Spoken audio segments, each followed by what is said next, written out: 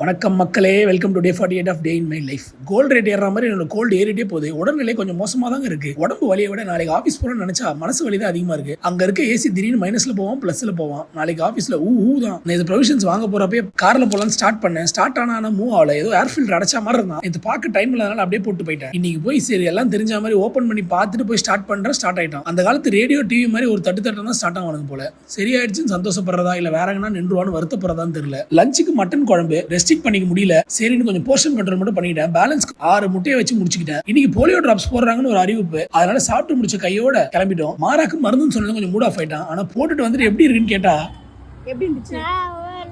சர்ப்ரைசிங்கா அன்பு மகளும் வந்தாங்க. இவங்க 2 பேரும் ஃப்ரீயா இருந்து பெண்டிங் பண்றாங்களாம். அன்பு கிட்ட டிராப்ஸோட டேஸ்ட் இருக்கு கேட்டா